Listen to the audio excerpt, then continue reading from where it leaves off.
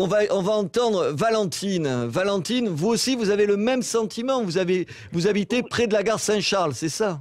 Oui, tout à fait. J'habite dans le 3e arrondissement, qui est dans un quartier central, qui a toujours été C'est pas les populaire. quartiers nord, là, c'est en plein centre-ville. Tout à fait. Et bon, comme toutes les Marseillaises, je crois maintenant, je me suis fait arracher mon collier quasiment en bas de chez moi par une bande de jeunes collégiens désœuvrés.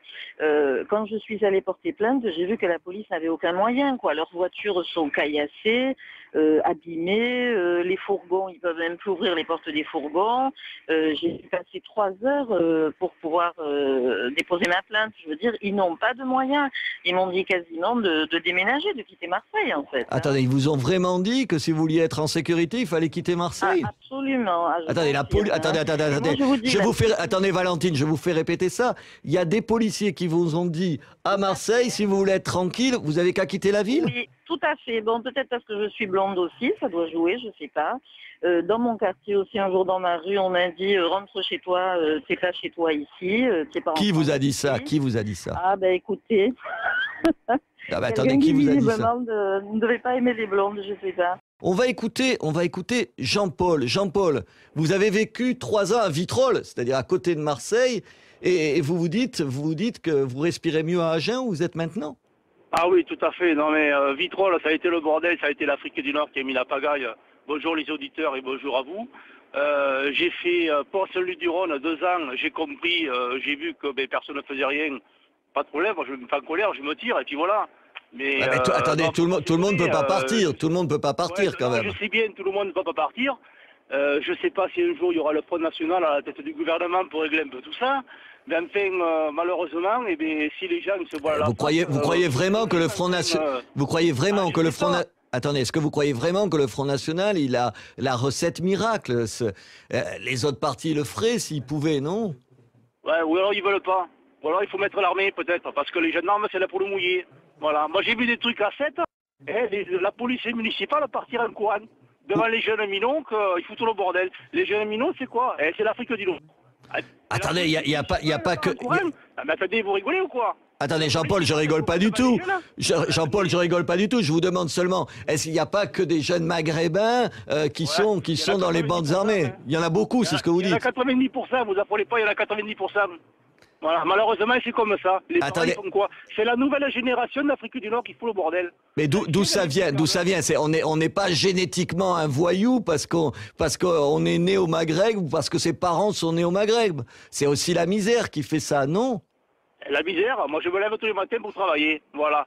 Du travail, c'est là, ils le font. Vous n'avez pas envie de leur trouver l'ombre d'une excuse, si j'ai l'impression. Non, pas du tout. Les parents, maintenant, qu'est-ce qu'ils font? Ils s'en foutent. Le gosse, ils sont jusqu'à 1h du matin. Les parents, ils s'en foutent. Voilà, c'est comme ça. Alain, vous êtes à Albi, vous? Oui, bonjour. Bonjour, Alain. Et vous dites, vous, même à Albi, il y a des problèmes d'insécurité, c'est pas besoin de parler que de Marseille. C'est ça que vous voulez me dire? On m'a tout le temps dit qu'il fallait se mettre à la place des autres. Et même à Albi, vous savez, chez nous, un chauffeur de bus qui se fait cracher dessus ou insulter, s'il a le malheur de vouloir répliquer quoi que ce soit, on lui rétorque qu'on sait où, dans quel établissement scolaire. Attendez, à Albi, moi je connais Albi, c'est quand même pas le Bronx. On lui rétorque qu'on sait où est sa fille, dans quel établissement scolaire elle est, à quelle heure elle sort, et que pas de grabuge, quoi. Et vous avez le sentiment que ça se dégrade? Ça se dégrade depuis le milieu des années 80, où François Mitterrand a dit à toute une certaine population qu'elle était ici chez elle. Et vous, encore un de plus qui montrait du doigt l'immigration, c'est ça?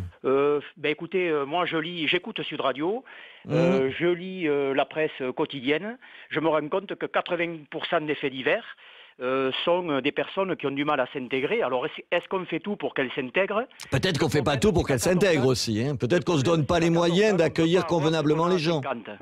On va aller dans le Gard. Oui. Dans le Gard. Alors que dans le Gard, bonjour. Bonjour. Vous nous dites, même à 100 km au nord, on a aussi des problèmes. Bien sûr. Et quel problème? Attendez, vous êtes où dans le Gard? Nous sommes à proximité du pont du Gard, du célèbre pont du Gard. Oui, d'accord. Et comment vous dites que c'est les conséquences de ce qui se passe à Marseille? Non, je n'ai pas dit que c'était les conséquences de Marseille, mais ce que je veux dire, c'est que malheureusement, dans notre pays, la délinquance augmente un tout petit peu tous les jours. Nous sommes dans un village extraordinaire. Malheureusement, il y a beaucoup de tourisme avec le pont du Gard. Et il y a certains individus qui viennent avec des voitures volées de la région de Marseille ou autre, et qui viennent faire leur petit marché, et qui viennent voler des voitures, cambrioler. Et bon, voilà, c'est la triste réalité. Et c'est vrai que maintenant, on se ferme à clé, on fait attention à tout.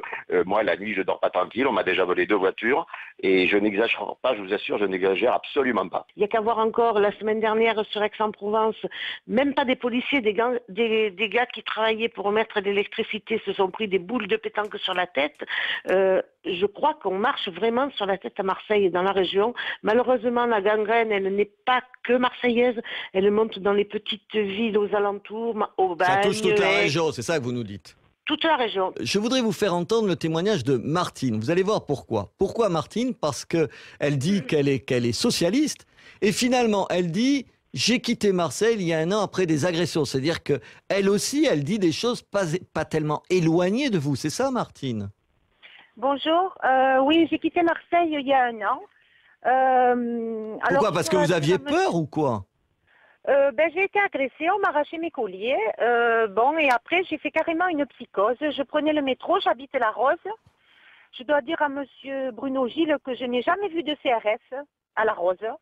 Ils n'étaient pas là encore, il faut dire. Voilà, bon, d'accord. Je prenais le métro, c'était constamment des jeunes qui agressaient les gens dans le métro, de partout.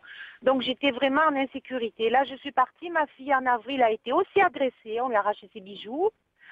Et mon fils, la vendredi dernier, qui travaille dans une grosse chaîne de restauration, le restaurant a été attaqué par 4 mecs en Kalachnikov. Mon fils s'est retrouvé coincé par terre, je vous l'ai dit lundi ou la semaine dernière. Oui, j'ai déjà entendu votre témoignage, je m'aperçois. Voilà, il a été coincé par terre avec une cala sur la jambe. Alors tout le monde sait que ce n'est pas les grands voyous, parce que les grands voyous, ils ont certainement la propreté de ne pas s'attaquer aux personnes, tout au moins à la population, quoi. Ils s'attaquent en gang. Tandis que là, ils s'attaquent à des gens. Martine, on va... Les policiers, on les voit sur le vieux port devant les touristes. Ils font le trafic, ils arrêtent pour le téléphone au volant, la ceinture, mais on ne les voit pas dans les quartiers nord, on ne les voit pas dans les quartiers sensibles. Mais attendez, ils ne vont pas dans un certain nombre de quartiers parce qu'ils ne sont pas assez nombreux, ou ils ne vont pas parce qu'ils ne sont pas assez nombreux et parce qu'ils ont peur? Les deux, Robert, honnêtement, c'est parce qu'ils sont très peu nombreux et puis parce qu'il y a des quartiers à Marseille où on ne rentre pas, où les caïds font la loi, on est guetté, on est observé et puis on rentre. Alors on peut peut-être rentrer, mais on ne sait pas si on sortira et les policiers, honnêtement, ne s'aventurent pas.